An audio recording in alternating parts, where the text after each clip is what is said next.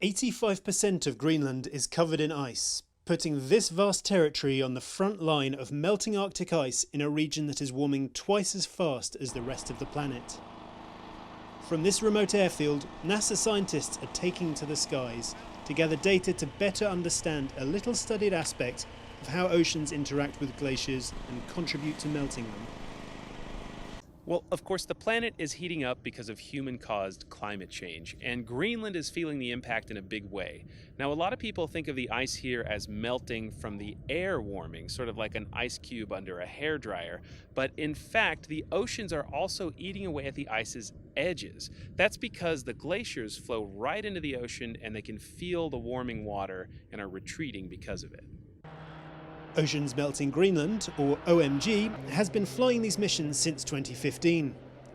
Flying over fjords, glaciers and icebergs in a vintage World War II era plane, they drop probes into the water below to measure the temperature of the Arctic. At the signal, the crew drops the probes into the water below, checking to see if they've landed. Once they hit the ocean, they start transmitting data about the temperature and salinity of the water down to the seabed. The data is radioed back to the plane and can be compared against data from flights in the winter to see how warm water from the oceans is affecting glaciers.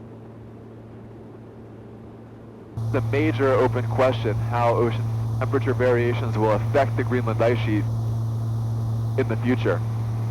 And so the data we're collecting are super valuable because they're allowing us for the very first time to quantitatively relate ocean temperature changes with the melting of the ice sheet.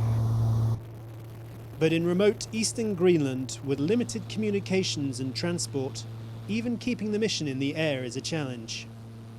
The complexities of dealing with Greenland's remoteness is a unique challenge that makes it very exciting. In a way I never thought I could have excitement. Flying dozens of flights and dropping hundreds of probes over 5 years, OMG's aim is to see how much the oceans are melting these glaciers. Something these scientists hope will improve predictions of sea level rise as Greenland's ice vanishes.